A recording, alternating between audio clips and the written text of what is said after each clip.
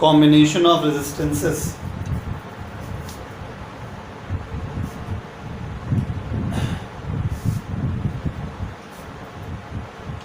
सबसे पहले आज पढ़ेंगे हम लोग रेजिस्टर्स।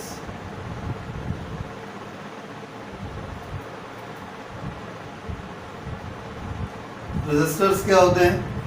वो चीज़ें जिसमें थोड़ा बहुत भी रेजिस्टेंस होता है, ऐसे मटेरियल जिनमें थोड़ा बहुत भी रेजिस्टेंस होता है, उसे हम रेजिस्टर कहते हैं। एनीथिंग, कुछ भी, anything which has a non-zero resistance, non-zero resistance is called a resistor. कोई भी चीज़ जिसके पास थोड़ा बहुत भी रेजिस्टेंस होता है उसे हम रेजिस्टर कहते हैं। Anything which has a non-zero resistance is called a resistor. उसके बाद बात करते हैं pictorial representation. Pictorial representation,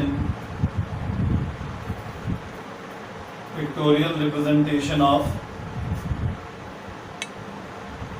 resistor. Resistor का pictorial representation,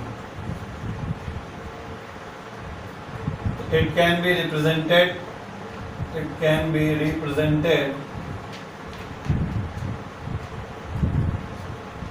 by the following two ways। दो तरीके हो सकते हैं। पहला, रेजिस्टर ऑफ कांस्टेंट रेजिस्टेंस। पहला, resistor of constant resistance, that is ऐसे बना होगा, R लिखा होगा, इस तरीके का सिंबल बना है तो ये ऐसा रजिस्टर हुआ जिसका रेजिस्टेंस हमेशा फिक्स रहेगा। दूसरा, रजिस्टर ऑफ वेरिएबल रेजिस्टेंस, यानी कि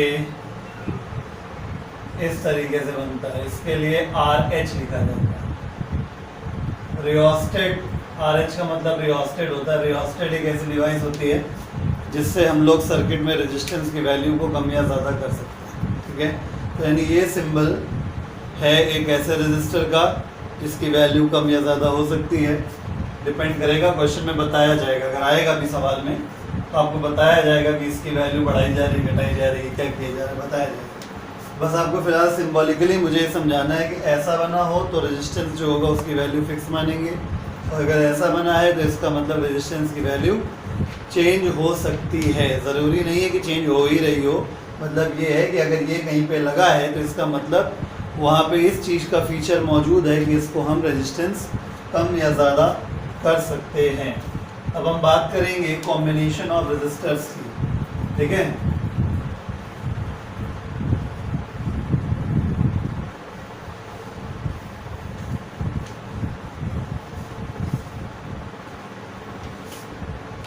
combination of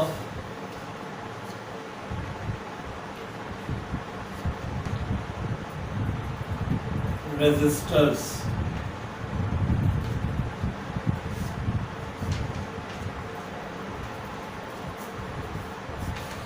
combination of resistors. ठीक है, तो माय डियर,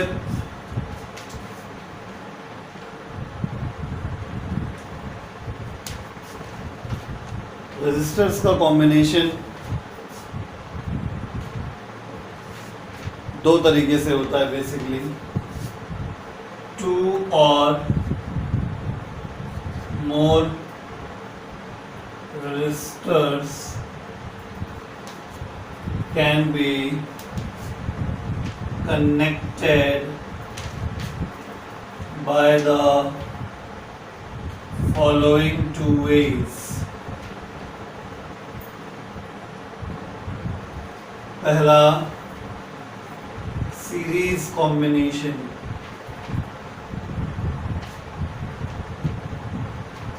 दूसरा पैरेलल कॉम्बिनेशन,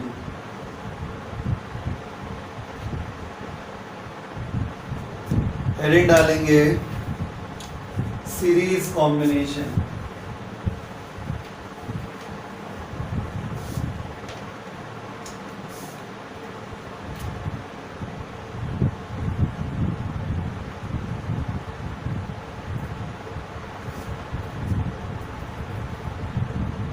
ठीक है, तो series combination,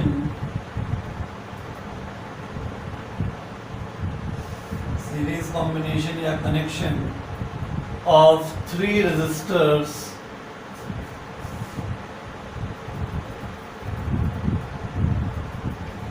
is shown as follows। की कोई डेफिनेशन नहीं है, सीधे सीधे बस आपको पैटर्न समझना होता है कि सीरीज कॉम्बिनेशन में रेजिस्टेंसेस कैसे जुड़े हुए होते हैं। तो consider the situation, series combination की खासियत ये है कि पहला रेजिस्टेंस जहाँ पे ख़त्म होता है वहीं से अगला वाला शुरू हो जाता है, उसके बाद अगला वाला फिर वहीं से शुरू हो जाता है। मतलब ये R1 हो गया, ये R2 हो गया, ये R3 हो गया, ये 3 रजिस्टर्स हैं और हमने सपोज एक पोटेंशियल डिफरेंस किसी बैटरी या सेल के थ्रू अप्लाई कर रखा है, समझ रहे हैं। तो अगर ये उस बैटरी का प्लस था और ये माइनस था, ठीक है, तो यहाँ से करंट ऐसे फ्लो करेगी। तो सीरीज की पहली पहचान आपको बताने जा रहा हूँ, ठीक है। ये तो पिक्टोरियल आइडेंटिफिकेशन मैंने बताया कि जहाँ से पहला ख़त्म हो जाए वहीं से अगर दूसरा शुरू हो जाए, मतलब एक की पूंछ से एक का सर जुड़ा हुआ हो, इस तरीके का कॉम्बिनेशन सीरीज कॉम्बिनेशन होता है। सीरीज कॉम्बिनेशन की जो महान खासियत है वो ये है कि जो भी चीज़ें सीरीज में जुड़ी होती हैं उनमें करंट सबके थ्रू सेम फ्लो होता है, ठीक है। तो स्पेशल फीचर्स क्या हैं?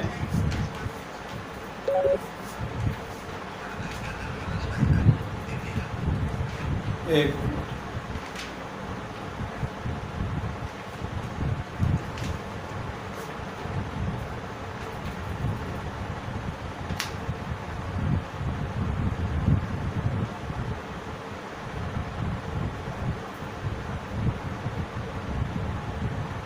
ना ओके,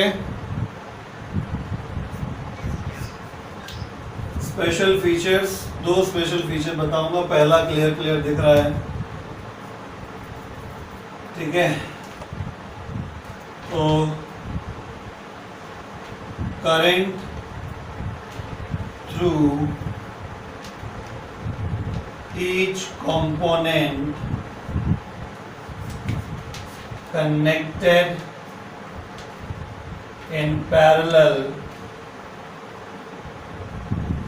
is always same। दूसरा स्पेशल फीचर जो है वो बता देता हूँ। दूसरा स्पेशल फीचर ये है कि अगर आप गौर से देखें यहाँ पे ओम्स लॉ लगा के, तो I इंटू R1 करेंगे तो एक पोटेंशियल डिफरेंस के क्रॉस मिलेगा। ऐसे यहाँ पे I इंटू R2 करेंगे तो नया पोटेंशियल मिलेगा, क्योंकि I तो सेम है भले यार डिफरेंट है। और यहाँ पे अगर I इंटू R3 करेंगे तो नया पोटेंशियल मिलेगा।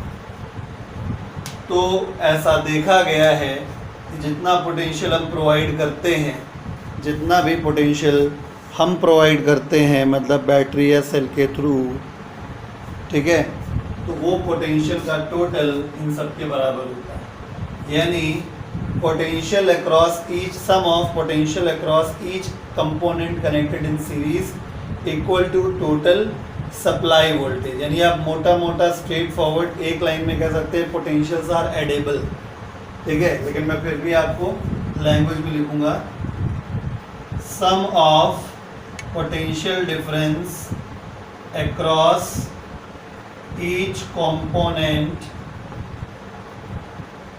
connected in सीरीज चल रहा है, in series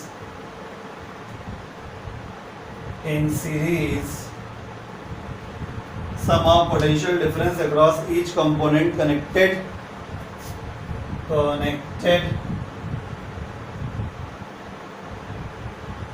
in series is equal to the potential difference of supply या बैटरी हो, सेल हो, जो भी हो, उसका potential difference, terminal potential difference जो होगा, ठीक है। तो ज़्यादा बेटर अंडरस्टैंडिंग के लिए टीपीडी ऑफ सप्लाई, जो भी सप्लाई है उसके टर्मिनल पोटेंशियल डिफरेंस, क्योंकि टर्मिनल्स के क्रॉस जोड़ा है तुमने इन तीन को, तो जो भी ये वी है, ये वी क्या है, ये V basically terminal potential difference है। अब व्हाट वी वांट, हमारा अगला एस्पेक्ट क्या है? हमारा जो अगला एस्पेक्ट है वो ये है कि हम ये चाहते हैं कि हम ये फर्जी में तीन रेजिस्टेंस की जगह अगर हम केवल एक ही रेजिस्टेंस लगाएं जो इन तीनों के बराबर अकेले काम करे, तो उस रेजिस्टेंस को हम कहते हैं इक्विवेलेंट रेजिस्टेंस। ठीक है, इक्विवेलेंट रेजिस्टेंस समझ गए क्या होता है? मैं इक्विवेलेंट रेजिस्टेंस इस सिचुएशन में डिराइव करने जा रहा हूँ। ठीक है, तो हेडिंग पड़ जाएगी हमारी derivation for the expression of equivalent resistance of series combination of 3 resistors, 3 resistors के सीरीज कॉम्बिनेशन का इक्विवेलेंट रेजिस्टेंस निकालना चाहते हैं। क्या निकालना चाहते हैं?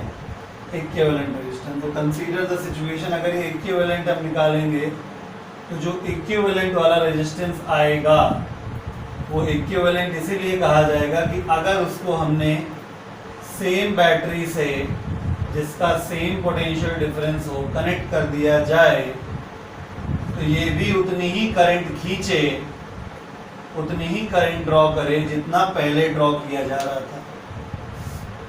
तो जब आप अकेले इसी को लगाएंगे तो ओम्स लॉ से I इंटू आर इक्विवेलेंट ये पूरा V के बराबर हो जाएगा। V बराबर I आर। भाई जब एक ही कंपोनेंट लगा है तो जो पोटेंशियल डिफरेंस है वो पूरा का पूरा इसी को मिलेगा, यानी इसका potential I into R equivalent के बराबर हो गया। तो जो कंसेप्ट हम जानते हैं एक तो हमने हर जगह लगा दिया कि सब जगह जहां जहां तुमने V निकाला है सब जगह I सेम है, तो सीरीज की पहचान हो गई। और दूसरी पहचान, दूसरे पॉइंट क्या है कि पोटेंशियल डिफरेंस का सम एडिबल होता है, यानी कि because in series जो V होगा वो V1 plus V2 plus V3 के सम के बराबर होगा। सबकी वैल्यू रख देते हैं, I into R equivalent, IR1, IR2 और IR3, I cancel, R equivalent is equal to R1 plus R2 plus R3। अगर मैं इसको जनरलाइज कर दूं, जनरलाइजेशन, जनरलाइज मतलब 3 रेजिस्टेंस 4, 5, 6, 10, 100, 200 कुछ भी लगे हों, तो R इक्विवेलेंट इक्वल टू कितना हो जाएगा? सबको सिंपली तुम्हें ऐड करते जाना है। This is generalisation. ठीक है, फॉर्मूले को मैंने जनरलाइज कर दिया है। ठीक है, अब यहाँ पे 2-3 बातें जो मुझे आपको बतानी है वो ध्यानपूर्वक समझें। पहली चीज़, अगर आइडेंटिकल रेजिस्टेंसेस लगे हों कई सारे n आइडेंटिकल रेजिस्टेंसेस, तो क्या क्या होगा? ठीक है, तो मैं 2 बातें बताऊंगा आइडेंटिकल रेजिस्टेंसेस के केस में।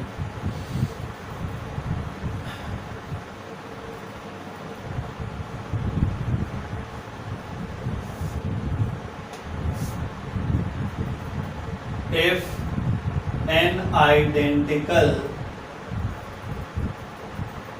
resistances are connected in series, ये हेडिंग है। अगर n आइडेंटिकल रेजिस्टेंसेस ये सीरीज में कनेक्ट है तो each of resistance are all the resistors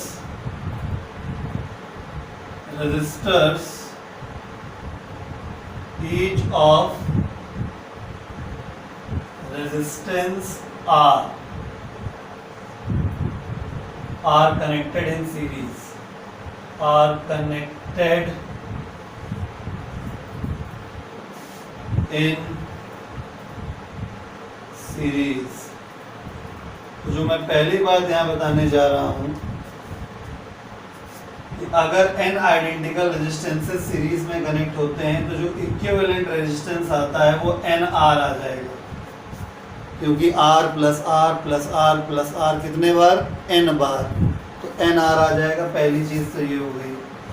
दूसरी चीज, पोटेंशियल अक्रॉस ईच रेजिस्टर। अगर ईच रेजिस्टर पे पोटेंशियल चाहिए तो जो भी सप्लाई वोल्टेज है बाई n हो जाएगा। नहीं समझे, एक छोटा सा उदाहरण देता हूँ। फॉर एग्जांपल, मान लीजिए हमारे पास 1, 2 और 3 रेजिस्टेंस हैं, सारे 2 ओम 2 ओम 2 ओम के हैं, ठीक है। और हमने जो पोटेंशियल डिफरेंस अप्लाई किया है वो 30 वोल्ट अप्लाई किया था। 30 वोल्ट 30 वोल्ट अप्लाई किया था। तो यहाँ पे अगर मैं आपसे कहूँ पहला पार्ट R इक्विवेलेंट कितना होगा, सीधे n इंटू आर 3 है और एक की वैल्यू कितनी है 2, यानी 6 पहला। दूसरा, अगर मैं आपसे पूछूं कि इसके अक्रॉस कितना पोटेंशियल है, इसके अक्रॉस कितना पोटेंशियल है और इसके अक्रॉस कितना पोटेंशियल है, तो सीधी सी बात है क्योंकि सभी बराबर है, सभी के अक्रॉस पोटेंशियल सेम आएगा। और कितना आएगा? जितना भी है, कितना दिया गया था 30 अपॉन कितने हैं 3 हैं, इसलिए सब पे 10-10 वोल्ट आएगा। होना भी चाहिए 10 + 10 + 10 टोटल इक्वल टू 30 के बराबर आना चाहिए। क्यों? क्योंकि पोटेंशियल जब सारे कंपोनेंट्स का ऐड कर दोगे तो सप्लाई वोल्टेज के बराबर आना चाहिए था, ठीक है। तो ये सीरीज कॉम्बिनेशन हुआ, ठीक है। एक और बात बता देते हैं, सीरीज कॉम्बिनेशन ऑफ रेजिस्टेंसेस में जो इक्विवेलेंट रेजिस्टेंस आता है वो सबसे बड़े वाले से बड़ा आता है। इसी वजह से घर में वायरिंग जो होती है वो सीरीज में नहीं करी जाती। ये भी एक बहुत बड़ा कारण है कि अगर आप सीरीज में वायरिंग करेंगे तो रेजिस्टेंस बहुत ज़्यादा आ जाएगा, मतलब तो इक्विवेलेंट रेजिस्टेंस बड़े वाले से भी बड़ा आ जाता है, तो पावर ज़्यादा कंज्यूम होगी, बिजली का बिल ज़्यादा आएगा। और वो जो बचपन में पढ़ा है तुमने कि सीरीज में जोड़ देंगे तो एक अगर बल्ब फ्यूज हो जाएगा तो बाकी सारे भी काम करना बंद कर देंगे, वो भी एक कारण है, बट बिल बहुत ज़्यादा आएगा, ठीक है। तो नोट में लिख देते हैं, the equivalent resistance, equivalent resistance of series combination of resistors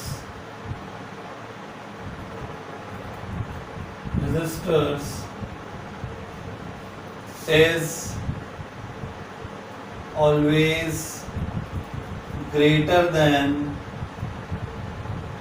than that of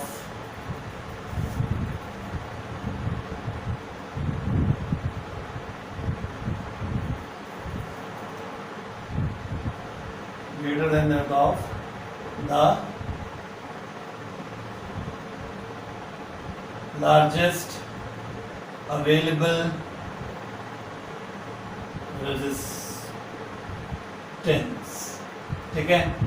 यानी equivalent resistance of series combination of resistors is always greater than the largest available resistance. यानी कॉम्बिनेशन में जितने भी रेजिस्टेंसेस जोड़े गए हैं सारे रेजिस्टेंसेस में जो सबसे बड़ा है इक्विवेलेंट जो आएगा उससे बड़ा आएगा। एग्जांपल के तौर पर मैं आपको 2 रेजिस्टेंस देता हूँ, एक 3 ओम और एक 6 ओम।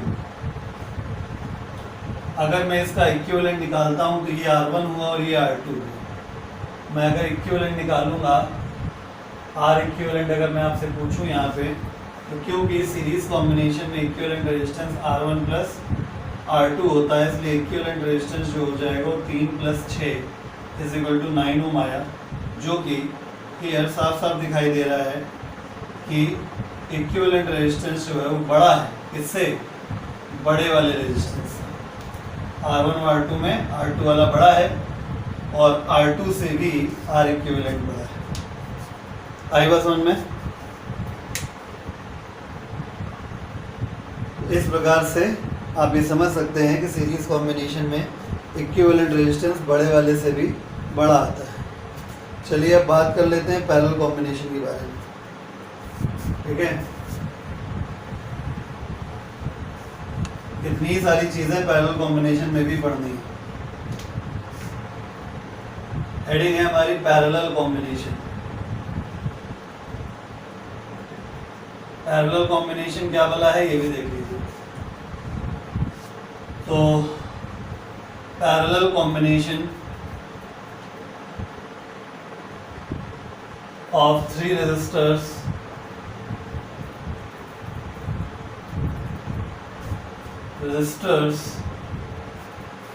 is shown as follows। ठीक है, इसमें होता क्या है, बड़ी आसान पहचान है। सबके मुंह एक जगह से जुड़े होते हैं और पैर एक जगह से, यानी कि कहने का तात्पर्य ये है इस तरीके से अरेंजमेंट होता है।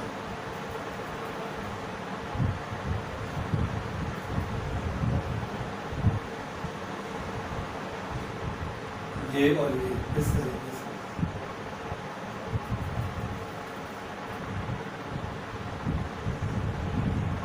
ये V हो गया सप्लाई वोल्टेज, वही टर्मिनल पोटेंशियल डिफरेंस, और ये हो गया इस तरीके से। ये रेजिस्टेंस है R1, ये R2 और ये R3। तो आप नोटिस कर पा रहे होंगे सबका हेड एक ही जगह से जुड़ा हुआ है, एक ही टर्मिनल से, सबका प्लस से, और सबका टेल जो है वो दूसरे टर्मिनल से जुड़ा हुआ है, यानी कि माइनस से। तो अगर करंट इससे फ्लो करेगी, करंट इस रास्ते अगर जाएगी, तो करंट जब यहाँ पहुँचेगी तो 3 रास्ते पे डिवाइड हो जाएगी। I1 वाली यहाँ चली जाएगी, I2 वाली यहाँ चली जाएगी और I3 वाली यहाँ चली जाएगी, और मिलने के बाद सब फिर यहाँ पे I हो जाएंगी और अल्टीमेटली I वापस आ जाएगा। तो पहली बात जो यहाँ पे पहचान समझ में आ रही है, जो स्पेशल फीचर्स की मैं बात करता हूँ,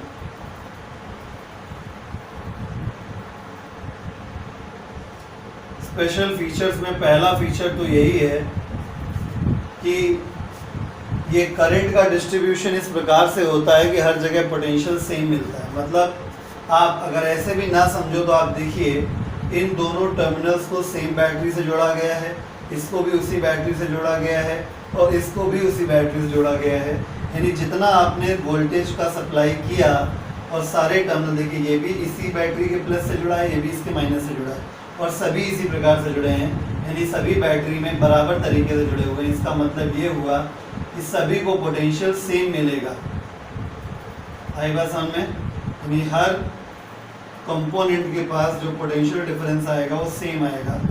ये पहला स्पेशल फीचर है कि potential difference across each element each component connected in parallel is equal to the supply terminal potential difference। ठीक है ना? तो potential difference across each component connected in parallel is same as that of TPD of supply। तो इस parallel combination में, इस arrangement में जो सप्लाई मिल रही है उस सप्लाई के वोल्टेज का। पहला स्पेशल फीचर ये है, और दूसरा स्पेशल फीचर ये है कि करंट एडेबल हो जाती है। करंट एडेबल होने का मतलब ये है कि अगर यहाँ पे करंट आई है तो I1, I2, I3 तीनों को जोड़ दें तो I के बराबर आ जाएगा। तो current through sum of current through each component connected in parallel is equal to current drawn from the supply. ठीक है ना? तो sum of currents across each component connected in parallel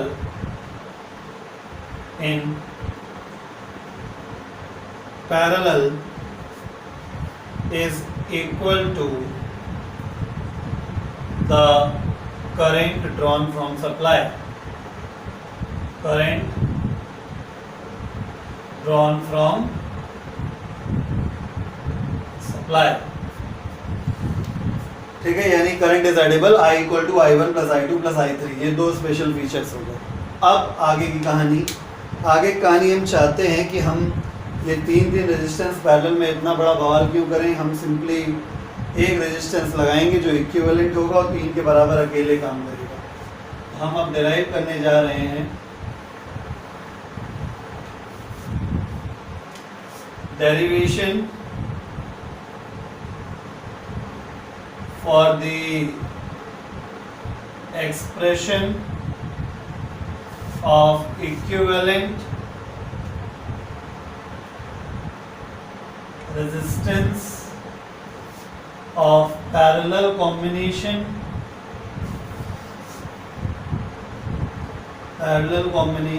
of three resistors. इसमें क्या करना है, बहुत simple है। ये सिचुएशन है, हम चाहते हैं कि तीन क्यों लगे, सिंपल एक रेजिस्टेंस लगे जो इक्विवेलेंट कहलाए, और ये इक्विवेलेंट तभी कहलाएगा जब हम इसमें उतना ही पोटेंशियल डिफरेंस अप्लाई करें और ये उतनी ही करंट खींचे जितना वो तीन मिलके खींच रहे थे। इसको भी पोटेंशियल उतना ही मिलेगा, है ना? तो अगर हम देखें तो करंट सबको क्या क्या मिली है, गौर से देखिए। करंट सबको क्या क्या मिली है, ये इसका प्लस था, ये माइनस था। तो यहाँ पे करंट देखें तो ओम्स लॉ से I इक्वल टू V/R1, यहाँ पे I2 इक्वल टू V/R2, और यहाँ पे I3 is equal to V/R3, और यहाँ पर I is equal to V/R equivalent. तो पैरेलल कॉम्बिनेशन की प्रॉपर्टी के अनुसार, because in parallel combination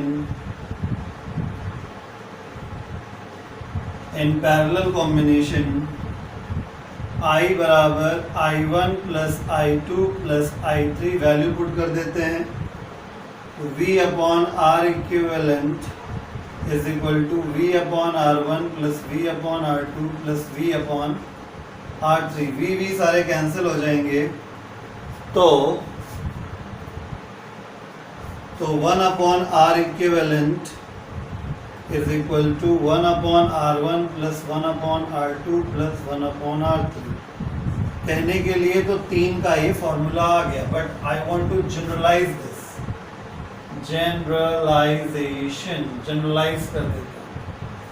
generalise कर देंगे तो इसका मतलब ये हुआ कि जितने भी रेजिस्टेंस पैरेलल में जुड़े हैं 1/R1 प्लस 1/R2 ऐसे ही करके आपको R इक्विवेलेंट निकालना होगा। अब हम बात करेंगे n identical resistances connected in parallel के बारे में, ठीक है?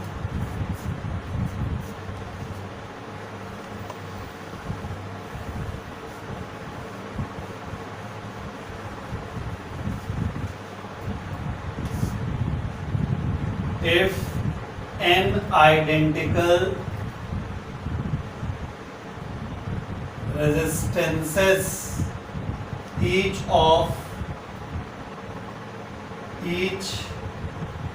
of resistance are connected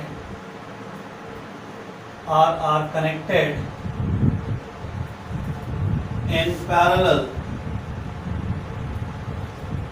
then क्या हो जाएगा? पहली बात इक्विवेलेंट रेजिस्टेंस जो आएगा वो सॉल्व कर लीजिएगा, R/N आएगा।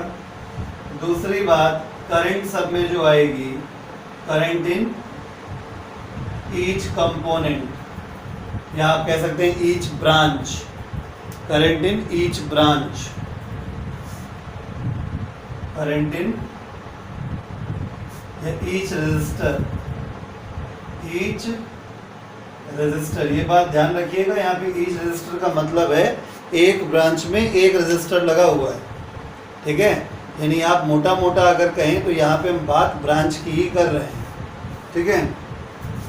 ईच रजिस्टर में अभी एग्जांपल देते समझ में आ जाएगा। तो जितनी भी करंट सप्लाई से मिल रही है उसका बाय N, ठीक है। एग्जांपल के तौर पर, फॉर एग्जांपल मान लीजिए कि मेरे पास यहाँ पे दो रेजिस्टेंस हैं, ठीक है। 9 ओम का एक है और 9 ओम का दूसरा है, टोटल 10 एम्पियर करंट आ रही है। मान लेते हैं कि यहाँ पे I1 है, ये R1 की वैल्यू है, ये I2 है और यहाँ से I2 पास हो रहा है 10 एम्पियर। तो बेटा सबसे पहली चीज़ जो यहाँ कैलकुलेट हो जाएगी वो है R इक्विवेलेंट, बहुत इजीली, कि दोनों ईच 9 के हैं तो 9 कितने हैं बाई N नंबर कितना है 4.5, ये आ गया पहला वाला, ठीक है, पहला नंबर। और दूसरा करंट अगर निकालना है I1 I2 में बराबर आएगी, क्योंकि दोनों ब्रांचेस में बराबर रेजिस्टेंस है, तो कितनी आएगी? जितनी भी सप्लाई है, सप्लाई है 10 की, है ना, सप्लाई है 10 की, I1 I2 निकालना था, तो 10/2 हो जाएगा, यानी 5 एम्पियर ऊपर वाले से गुजरेगा, 5 ही नीचे वाले से गुजरेगा। अब अगला मुद्दा, पैरेलल में जो इक्विवेलेंट रेजिस्टेंस आता है वो सबसे छोटे वाले से भी छोटा आता है। इसी वजह से घर में वायरिंग पैरेलल में करी जाती है, क्योंकि इक्विवेलेंट रेजिस्टेंस सबसे कम हो जाता है, पावर कम कंज्यूम होगी, बिजली का बिल कम आएगा। Equivalent resistance of parallel combination of resistors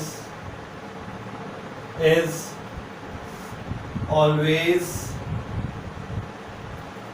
less than the smallest available resistance. जितने भी स्मॉलेस्ट अवेलेबल रेजिस्टेंस है वहां पर, उनमें से सबसे छोटा आएगा, ठीक है।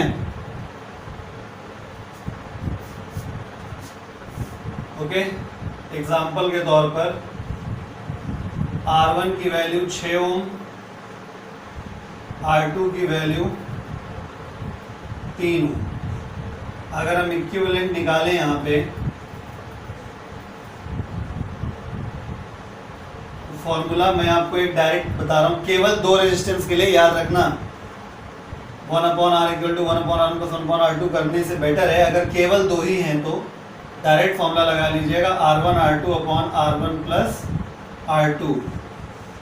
मैं लिख दे रहा हूँ, learn only for 2 resistors connected in parallel. अगर दो रेजिस्टेंस पैरेलल में कनेक्ट हैं तो आप डायरेक्ट ये फॉर्मूला लगाइएगा। जब आप R इक्विवेलेंट लगाएंगे तो 6 × 3/6 + 3 कितना आएगा? ये हो गया 18/9, यानी कितना हो गया? 2 एम्पियर। तो यहाँ पे क्या दिखाई दिया है? हियर साफ साफ दिखाई दिया कि इक्विवेलेंट रेजिस्टेंस जो है वो R1 और R2 में कौन छोटा है? R2। तो R2 जितना भी है, सॉरी एम्पियर नहीं आएगा, ओम आएगा, ठीक है। यानी इक्विवेलेंट रेजिस्टेंस सबसे छोटे वाले से भी छोटा आ जाता है। तो चलिए हम लोग 2 ट्रिक्स की बात करेंगे जिसको आप डायरेक्टली यूज़ कर सकते हैं, आपके बुक्स में भी दी हुई हैं, ठीक है। मतलब लेकिन ये ट्रिक्स जो हैं वो केवल 2 ही रजिस्टर्स के लिए हैं, आप दो से ज़्यादा रजिस्टर्स के लिए यूज़ नहीं कर पाएंगे, तो इतना ही काफ़ी रहता है वैसे, ठीक है। तो पढ़ने जा रहे हैं estimation of potential difference across the resistors in series combination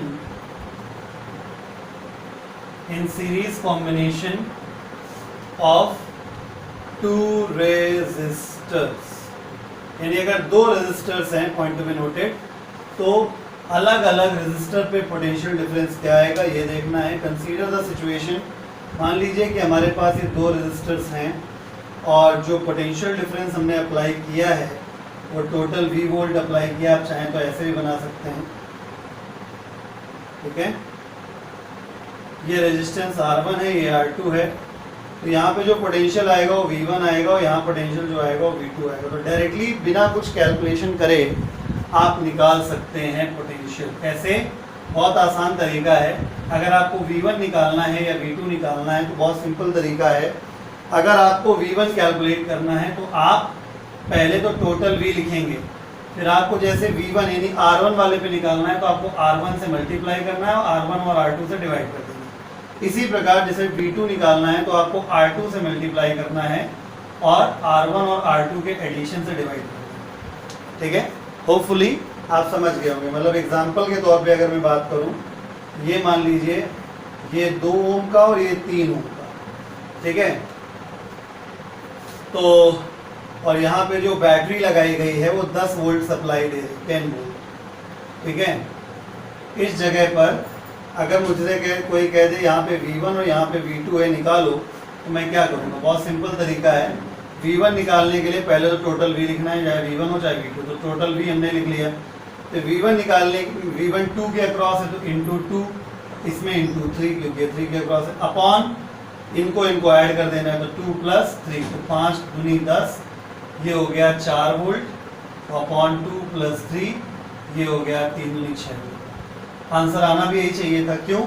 क्योंकि सीरीज में पोटेंशियल को जब ऐड करें तो सोर्स के पोटेंशियल के बराबर आना चाहिए, उनके अक्रॉस जो लगाया गया उसके सम के बराबर होना चाहिए। 4 और 6 10 होता है, टोटल 10 हमने लगाया अभी तक। इसी प्रकार से हम एस्टिमेशन ऑफ करंट करने जा रहे हैं, ठीक है। अगर 2 रेजिस्टर्स हैं तो estimation of current through the resistors in parallel combination of 2 resistors. अगर 2 रेजिस्टर्स का पैरेलल कॉम्बिनेशन है उस सिचुएशन में हम लोग कैसे करंट अलग अलग निकाल सकते हैं। लेकिन ध्यान दीजिएगा, केवल 2 रेजिस्टर्स की बात हो रही है। तो मान लीजिए कि एक रेजिस्टर ये है, एक रेजिस्टर ये है। अगर टोटल करंट I आ रही है और I जा रही है तो R1 ये है, R2 ये है, तो ऑब्वियसली इसमें I1 करंट आएगी, इसमें I2 करंट आएगी। तो डायरेक्ट फॉर्मूला ये है कि अगर आपको I1 निकालना है या I2 निकालना है तो आप पहले तो I से पूरा मल्टीप्लाई करेंगे, लेकिन इस केस में उल्टा करना है, ठीक है। जैसे आपको I1 निकालना है तो आपको मल्टीप्लाई R2 से करना है और डिवीजन का फंडा सेम है, R1 + R2। जैसे I2 निकालना है तो आपको मल्टीप्लाई R1 से करना है, R1 + R2। ये मेथड है। एग्जाम्पल के तौर पर अगर हम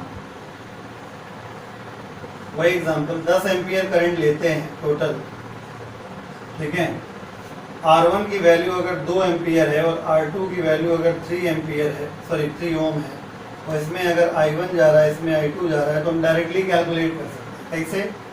I1 निकालना है तो I1 के लिए पहले टोटल करंट 10, I1 का अपोजिट वाला रेजिस्टेंस 3 और 2 + 3 से डिवीजन, तो 5 दूनी 10, 3 दूनी 6 एम्पियर हो गए। ऐसे ही I2 निकालना है तो टोटल करंट 10, I2 3 में जा रहा है लेकिन मल्टीप्लाई किससे करेंगे? 2 से, अपॉन 2 + 3 5, 5 2 10, यानी कुल मिला कितना हो गया? 4 एम्पियर। 6 4 10 आना भी चाहिए था क्योंकि 10 एम्पियर आ रहे हैं, ठीक है। तो इस प्रकार से ये 2 पर्टिकुलर केसेस हैं जिसमें आप केवल 2 रेजिस्टेंसेस के लिए डायरेक्टली कैलकुलेशन कर सकते हैं। अच्छा, अब आप कहोगे सर पैरेलल केस में आप पोटेंशियल अलग अलग कैलकुलेट नहीं करना सिखा रहे हैं, तो पगले हो क्या? पैरेलल में पोटेंशियल सेम रहता है, जितना पोटेंशियल इसके पास होगा उतने पोटेंशियल इसके पास होगा, इसलिए कैलकुलेट करने की ज़रूरत ही नहीं है। मतलब अगर कोई कहीं भी दे कि चलो इसके अक्रॉस बताओ, बहुत सीधी सी बात है, चाहे I1 इंटू R1 मल्टीप्लाई कर लो, चाहे I2 इंटू R2 मल्टीप्लाई कर लो, दोनों आएंगे बराबर ही। अब सीरीज़ में कह दो कि करंट सर बताइए अलग अलग, तो भैया पगले हो गया, करंट दोनों में सेम फ्लो करेगी, क्योंकि सीरीज़ कॉम्बिनेशन में हर एलिमेंट हर कंपोनेंट के थ्रू करंट सेम फ्लो करती है। तो ये आपका पूरा कॉम्बिनेशन का फंडा कंप्लीट हो गया।